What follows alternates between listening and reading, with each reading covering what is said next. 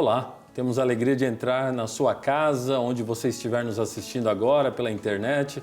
Programa Sim à Vida, um programa que procura trazer o valor da vida humana na sua dignidade, desde o seu início, da sua concepção até a morte natural. Esse é um trabalho aqui da Casa Provida, juntamente com a TV Evangelizar. No programa de hoje nós temos uma conversa com alguém que está na área da filosofia. E você vai ver que essa conversa vai trazer muito para a gente. Estou aqui com Francisco Ratso, professor na área de filosofia, formado na PUC. É isso mesmo, Francisco? Sim, padre. Meu nome é Francisco Ratso, muito prazer estar aqui. Uma honra poder estar falando sobre esse assunto com vocês. Sou formado em filosofia pela PUC, mestre em filosofia pela PUC. A PUC de São Paulo. PUC de São Paulo, isso. Tá, mestre em filosofia. Francisco, o que te levou, porque a gente tem um conhecimento aí, você tem um trabalho inclusive na mídia social também, falando sobre questões que nós vamos tratar aqui, do aborto e outras. O que te levou a entrar nesse assunto? O que me levou basicamente é perceber a precariedade das pessoas discutindo esse assunto. Então eu percebia que havia muitos ataques à questão da vida, sobre o fundamento filosófico dessa questão, e muito movido por mera curiosidade, pessoas me perguntando. Eu já fui um defensor do aborto, já fui favorável ao aborto. Você foi favorável ao aborto? Por muito tempo, aliás. Defendi, como qualquer um desses que a gente percebe defendendo aí, eu percebi que os meus argumentos eram extremamente falhos, né? Quais eram os teus argumentos quando você defendia o aborto? A mulher tem total liberdade em abortar, o corpo pertence a ela, o embrião não passa de um amontoado de célula, ninguém deve ter nada com a vida do outro, o Estado não deve interferir, enfim, argumentos que são típicos, né? Reduzir a vida humana a uma questão meramente biológica. Você é católico? Sou católico... Praticante? Praticante, claro. Tá, mas só que eu tenho uma frase sua aqui que eu gostaria de trazer aqui e para todos que estão nos assistindo. Deixei de ser abortista muito antes de me converter ao cristianismo. Como assim? Sim, eu comecei a pensar na questão do aborto bem antes de pensar na questão da minha religiosidade. Eu não faço essa mistura. Para mim, o modo como eu compreendo esse tema não tem nada a ver ser defensor do aborto e ser religioso. Na verdade, eu me tornei contrário ao aborto a partir do momento em que eu não pratiquei aborto ou incentivei ninguém a praticar, mas eu tive amigos que se envolveram com esse tema, com esse conflito existencial, com esse conflito moral. E eu era um adolescente, confuso, como todo adolescente, e não o impedi. Fui negligente na questão. Aí depois disso veio uma reflexão. Veio uma reflexão muito profunda sobre o tema. Para mim, eu nem era religioso ainda. Uhum. Eu fui me converter com 27 anos só. Eu já tenho 37. Tá, então você, mesmo ainda não tendo aquela conversão cristã, acontece algo, esse algo mexe com você, vamos dizer assim, uma dúvida existencial acontece ali. Passei por uma dúvida profunda por ter sido negligente com esses meus amigos e não ter impedido isso. E hoje eu me arrependo profundamente de ter não participado, mas não ter sido mais ativo. O que me deixou muito comovido e foi muito difícil para a minha consciência lidar com isso, mas soube lidar, e isso foi bem antes da minha conversão ao cristianismo, não tem nada a ver. São duas coisas distintas, né?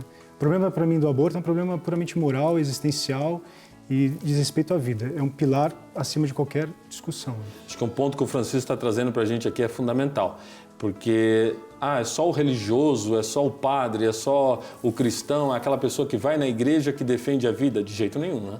De jeito nenhum, isso é uma questão necessária, né? Eu conheço muitos ateus, inclusive, que são pró-vida radicais. E já vi pessoas que se dizem religiosas ser favorável ao aborto.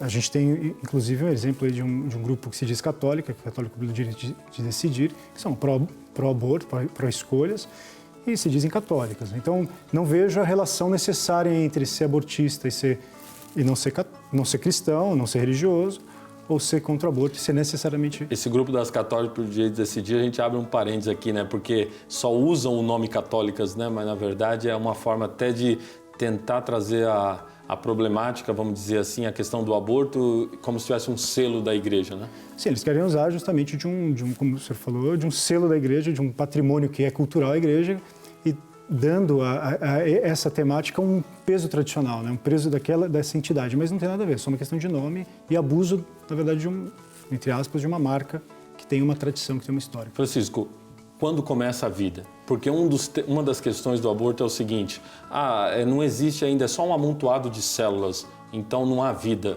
Como que a gente, até filosoficamente, como que a gente pode falar sobre isso? Olha, padre, a questão, para os telespectadores perceber, eu também sou amontoado de células, o senhor é amontoado de células, todos aqui que estão nos assistindo somos todos amontoados de células. A questão é não reduzir o embrião a apenas um amontoado de células. O embrião ele é uma entidade singular, autossuficiente no seu desenvolvimento, possui um autodesenvolvimento, possui um dinamismo que lhe é próprio, e a tendência é olhar para este fato e reduzi-lo a um fato biológico, mas ele não é um fato biológico, ele é uma entidade antropológica. A vida, naquela singularidade, ela começa na concepção, no encontro entre um óvulo, que é uma vida, um óvulo, é um ser vivo biologicamente, e um espermatozoide, que também é um ser vivo. O que ele não é ainda separado é uma pessoa. A questão do embrião, do fato embrionário, é que ele carrega naquele fato um valor, que é o valor da pessoa humana. Então, no momento da concepção, já temos a concepção de um alguém, não um isto, não alguma coisa, mas alguém da qual pais, familiares já podem chamar de filho, primo, neto, dar um nome, inclusive. A mulher, quando está grávida, ela não fala, eu estou esperando uma coisa. Exatamente. Eu estou esperando o meu filho, estou esperando receber na mão esse meu filho, né? Sim, eu lembro muito bem, eu tenho 3 filhos, quando minha esposa foi fazer o ultrassom da nossa... Esse assunto estava bem quentinho na minha cabeça, quando ela foi fazer o ultrassom da minha 3ª filha, eu não vi um amontoado de célula. O que eu vi foi a minha filha. Quer dizer, há uma participação já numa comunidade de seres humanos. Aquele ser, ele não é tal como esse copo, ele não é tal como essa poeira que está aqui em cima, ou pode ser simplesmente varrida.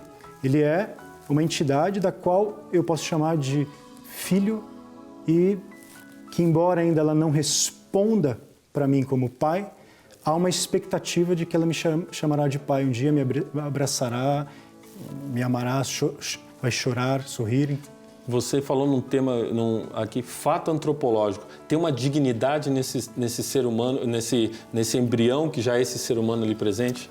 Sim, aquela experiência de um fato que nós constatamos, inclusive hoje em dia, com equipamentos os mais precisos, quer dizer, há uma célula singular ali, ele é um fato que eu experimento, Sim. Um fato que empiricamente eu consigo constatar. Mas diferente de outros fatos, que eu constato apenas, mas não vejo nele um valor tão grande, embora nos fatos eu encontro valor. Eu sei que esse fato, chamado copo, tem um valor. Eu sei que nesse equipamento tem outro valor. Mas naquele fato singular chamado embrião, há um valor da dignidade. Esse valor ele é irredutível. Ele não pode ser reduzido a nenhuma outra coisa. Ele é um valor que se autossustenta. Ele é um valor que possibilita, é o pilar de todos os outros valores possíveis. Ele não é um valor que eu estou subordinado a outro valor, ele é um valor soberano. Valor soberano. Nós vamos para um breve intervalo. Você viu, a filosofia nos ajuda a pensar o ser humano. Nós já voltamos aqui na Evangelizar, programa Sim a Vida.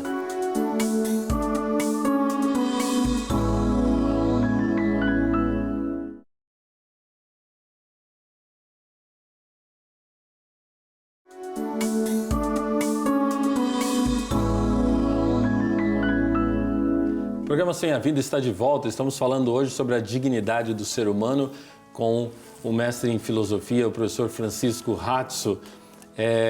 Você sabe que esse programa é mantido pela TV Evangelizar e você pode contribuir com essa obra www.padrereginaldomanzotti.com.org.br ou pelo 41 32 21 60 60. E pode também entrar no nosso site da Casa Pro Vida Mãe Imaculada, é www.casaprovidami.com.br. Lá você vai ter bastante informações também sobre a defesa da vida. Francisco, no bloco anterior nós falamos sobre a dignidade, entramos um pouquinho, você falou brevemente de você ser um defensor da vida, mesmo antes de ter passado pelo teu processo de conversão, né? Religião e ciência são os dois campos para tratar dessa questão da vida humana? Sim, religião e ciência são complementares. Muita gente acha que elas são excludentes. Claro que existem questões que podem ser excludentes na religião referente à ciência. A questão é que há uma confusão de categoria do que religião trata e do que ciência trata. Ciência, basicamente, responde às perguntas de como as coisas funcionam. Quer dizer, a ciência visa a funcionalidade das coisas. Ela olha para os objetos, ela olha para as coisas e tenta encontrar o seu mecanismo, a sua funcionalidade. Faz juízo de valor ou não faz juízo de valor? Há uma discussão filosófica bem profunda se ciência faz juízo de valor ou não. Basicamente, assim, no primeiro momento, didaticamente, vamos assumir do ponto de partida, é melhor não. Tá. A ciência tenta ser imparcial no juízo de valor. Imparcial, a ciência tenta ser imparcial. Em filosofia nós fazemos assim, ela lida com os problemas de fato. Ela pergunta o como das coisas. Já a religião, ela busca referir-se ao que e ao sentido das coisas. A pergunta da religião é em busca do significado. A religião visa dar para o homem destino, horizonte. A religião visa fornecer para o homem o sentido da sua própria vida. A religião está muito mais próxima a uma sinfonia do que o cientista próximo ao engenheiro, por exemplo. Então, a gente pode pensar muito mais, quando a gente pensa em Deus, por exemplo, muito mais numa entidade como um maestro de uma orquestra sinfônica, que rege o sentido da vida, do que um engenheiro que projeta um prédio. Claro. Então, assim, existe essa confusão na cabeça das pessoas de que problemas da religião, elas interferem nos problemas da ciência e vice-versa. Na verdade, é só falta de entendimento do que uma coisa lida do que outra, das perguntas da religião e das perguntas da ciência. A ciência, então, vamos pegar aqui a biologia, aquilo que nós falávamos no bloco anterior, ela pode definir um fato. Existe ali um ser humano, ou seja, no sentido, deixa eu colocar melhor, existe ali uma vida biológica. Agora, a questão daquela vida biológica, estamos falando do embrião aqui, a religião pode nos falar um pouco mais sobre isso. Claro, a ciência mostra pra gente como que o processo se dá. Um cientista, um biólogo, ele é capaz de fornecer pra gente todos os detalhes deste processo, de quando a vida se inicia, a embriologia, por exemplo, quando o embrião começa e como ele se desenvolve, biologicamente. Só que para dizer isto é um ser humano, não é a biologia que faz. A biologia, quando fala isto é um ser humano, ela vai dizer isto é um homo sapiens.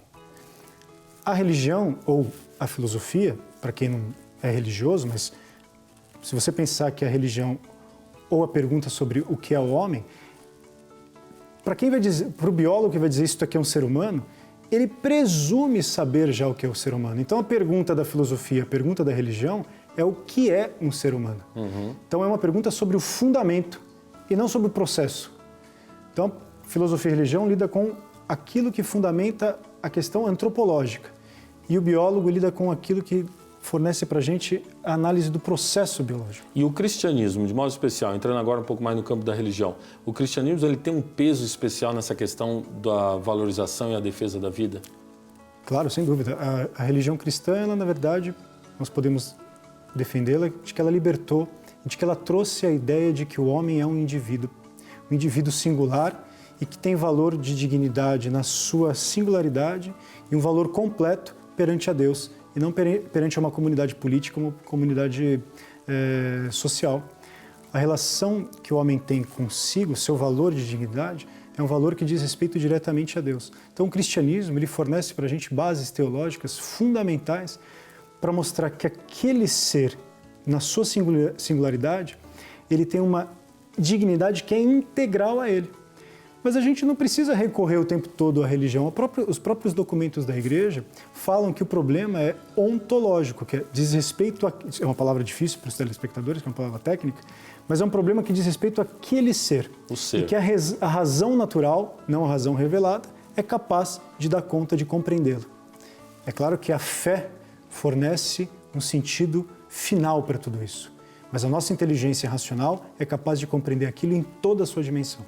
O homem, pela sua inteligência, ele é capaz de compreender o ser humano que está ali, mesmo que ele não tivesse religião. Não tenho a menor dúvida em relação a isso. Aliás, isso é o que a Igreja Católica defende. Eu não preciso ser... Uma pessoa não precisa ser católica para entender que a dignidade da vida está ali. O entendimento da dignidade da vida, ela é dada pela razão natural, que é a nossa capacidade de racionalizar, inteligir ou fazer formulações cognitivas, independente de um dado revelado. A não ser, acho que São Tomás de Aquino aqui nos ajuda a entender um pouco isso, a não ser que essa capacidade da pessoa esteja, vamos dizer assim, obstruída por ela ter se desviado demais, vamos dizer assim, na situação até do pecado, né? Porque aí você já começa a desvalorizar a pessoa, você vai perdendo essa capacidade de ver a dignidade do outro, o valor do outro. Sem dúvida, padre. O pecado, ele é, do ponto de vista teológico, ele é justamente aquilo que coloca o homem em total disfunção com a criação, né? Então, é claro que quanto mais afastado de Deus, mais na escuridão, mais na incapacidade de fazer bons julgamentos o homem está. Santo Agostinho é um santo assim que para nós católicos, pela nossa doutrina, tanto ensinamento que ele desenvolveu, é fundamental. Agostinho, me parece, começou a trabalhar a questão do valor da pessoa. E agora nós podemos aplicar um pouco isso para o embrião, a questão da pessoa? Claro, um dos atributos fundamentais que qualificam o embrião na sua dignidade é o conceito de pessoa. O que faz alguém ser pessoa? Quer dizer, o que significa pessoa? Pessoa é a qualidade de ser singular, indivíduo, que se autodesenvolve para a maturidade, né?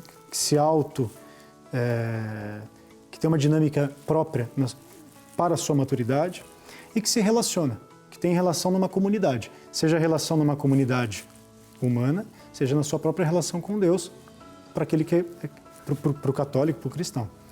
Então, o conceito de pessoa, inclusive o conceito de pessoa foi formulado pela sua primeira vez por Boécio, que é um filósofo e um teólogo importante da tradição católica. O conceito de pessoa marca justamente esse ser, essa entidade que possui ou está para a racionalidade. Estar para a racionalidade é a capacidade de autocompreensão de si e do outro. Mesmo que ainda não compreenda, mas já vai trazendo essa capacidade de compreensão. Claro, mesmo que ela não compreenda naquele momento. Então, o embrião não vai compreender naquele momento, assim como um bebê não compreende.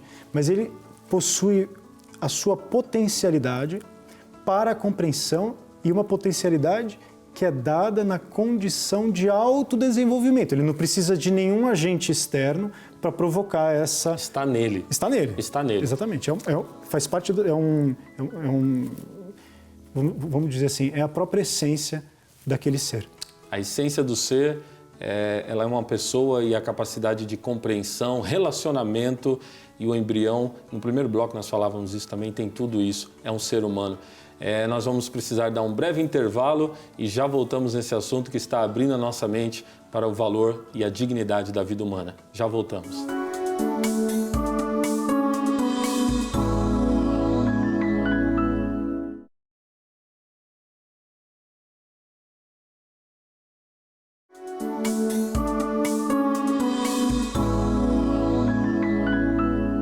Programa Sim a Vida, a dignidade do ser humano é o nosso tema de debate hoje. Está conosco aqui o professor de filosofia Francisco Ratio. Francisco, no bloco anterior nós falamos um pouco aí sobre a questão da pessoa. Existe um Estatuto do Nascituro, ele está em votação, foi um projeto apresentado no Congresso. Como que você vê essa questão, um Estatuto do Nascituro? Olha, isso é uma questão, na minha forma de analisar. Nós, brasileiros, dependemos muito de estatutos, né? Estatuto do adolescente, Estatuto do idoso, Estatuto das domésticas. Mas se pararmos com cuidado, analisar com cuidado, de pensar que há uma Constituição e que há artigos na Constituição, artigos que são fundamentais, que garantem o direito à vida. O artigo 5º da Constituição? Sim, exatamente nisso que eu estou pensando. Não há necessidade nenhuma de derivar um estatuto. É claro que um estatuto ele é uma regulamentação dada por uma demanda, e é uma demanda que cria problemas jurídicos. Nesse sentido, ele é um avanço.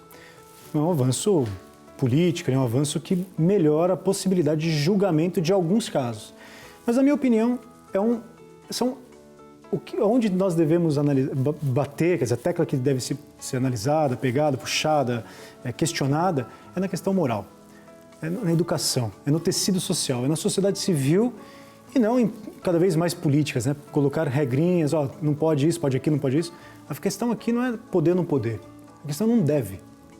Aborto não deve ser permitido, não pode ser permitido. Quem defende o aborto vai dizer o seguinte: tudo bem, vocês estão falando isso, mas sempre aconteceu o aborto, então legalizado ou não, então vamos legalizá-lo. Sempre aconteceu o aborto, sempre aconteceu o homicídio, sempre aconteceu o assalto, sempre aconteceu, quer dizer, o que existe aí é uma confusão da possibilidade de um mundo possível, leis legislam sobre o mundo possível, sabe, a possibilidade de ter um mundo perfeito ideal. Dizer, é um mundo ideal, o universo das leis é o universo da idealidade, daquilo que nós almejamos enquanto ser humano, e os fatos, quer dizer, a demanda cria problemas. Então, você fala assim que vai continuar existindo aborto, portanto, vamos legalizar, então a gente chuta o pé na jaca e pronto. Então, vamos legalizar o homicídio, porque vai continuar tendo homicídios? Exatamente. Isso, os problemas lógicos que esse tipo de argumento leva são a perda de vista, quer dizer, eu derrubo qualquer possibilidade de julgamento, inclusive, né? Quer dizer, do fato que acontece e de fato acontece, não poder deduzir um dever ser é uma coisa extremamente complicada, né? Então, esse argumento é absolutamente falacioso em todos os aspectos, aliás, não faz nem sentido, né? Quer dizer, e a legalização acaba por aumentar o número de abortos praticados. Ainda temos mais essa situação. Eu gostaria de ver com você um outro ponto aqui, porque aí, ligado a isso que nós falamos anteriormente, para forçar a legalização, nós temos visto assim, casos extremos que comovem, que trazem então uma questão de sensibilidade social são apresentados. Por exemplo, no México, uma criança, uma pré-adolescente engravidou. Tá vendo só? Então precisa legalizar o aborto. Aqui no Brasil mesmo, se eu não me engano, a cidade chama-se Alagoinha. Há uns 4, 5 anos atrás, no Nordeste, houve um caso semelhante com uma garota, acho que de 12 anos, alguma coisa assim. Isso é usado para a legalização do aborto. Como você vê isso? Eu vejo isso como um absurdo, porque eu tomar como padrão casos extremos, quer dizer, não faz o menor sentido. Casos extremos são casos extremos, eles não são casos padronizados. Então, eu não posso tomar o caso extremo como aquele que vai normativizar os casos que são ditos como comuns. Casos extremos devem ser analisados na sua extremidade. Quer dizer, nós não podemos transformar a complexidade de um problema com soluções simples. A complexidade de problemas deve ser solucionada com a complexidade das ferramentas para ser solucionados. Eu não posso, então, para resumir o que eu estou dizendo, eu não posso pegar um caso que é extremo do extremo. Uma criança que engravidou devido a um estupro. Estupro do padrasto, coisas do tipo. Caso extremo que mexe. Que comove, que mexe, e tomar aquele caso extremo como a régua para todos os casos. E generalizar tudo isso. Então, assim, ele deve ser tratado na sua extremidade. Como ele deve ser tratado é um outro problema. Mas ele não é o norte para todos os casos.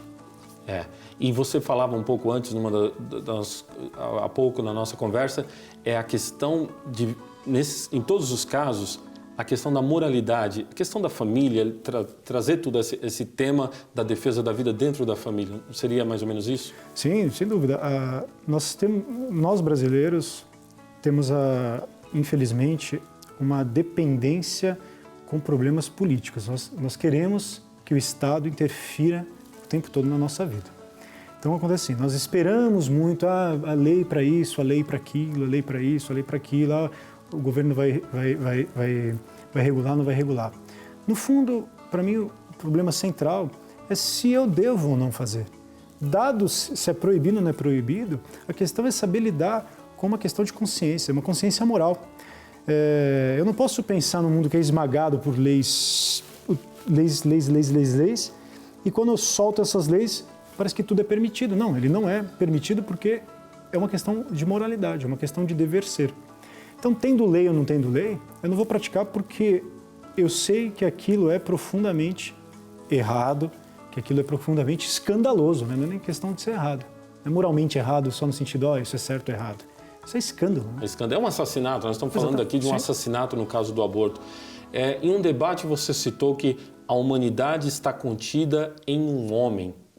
Baseado nisso, podemos afirmar, os homens são todos iguais? Sim, quando eu citei essa frase, o contexto dela era dizer o seguinte: matar um ser humano é como matar a humanidade. Quer dizer, a gente faz muita soma, né? Ah, porque o comunismo matou milhões de pessoas na Segunda Guerra. Ah, porque o nazismo matou tantas pessoas. Ah, porque os genocidas eles matam em milhões. A questão é que a gente calcula, o parâmetro do cálculo é da quantidade. É claro que a quantidade tem um peso. Mas se eu pensar que na quantidade de mortes que eu promovo, ou de que um genocida promove, eu não promovo, né? Eu tento ao máximo não promover, mas a quantidade de mortes que um genocida promove, ele sempre mata um. E ele está matando um ser humano. E é o problema de matar um ser humano que reside todos os problemas. Resumindo, o ser humano traz em si um valor absoluto de vida. Sim, exatamente isso que eu estou dizendo. Na morte de um ser humano está a morte de toda a possibilidade da humanidade. Se eu justificar a morte de um ser humano, eu sou capaz de justificar a morte de todos os seres humanos. A morte de todos os seres humanos. Seja um ser humano mal formado, má formação, com síndrome de Down no ventre materno, seja como for, é um ser humano e traz em si um valor absoluto da vida. É o que a gente está falando nesse programa de hoje.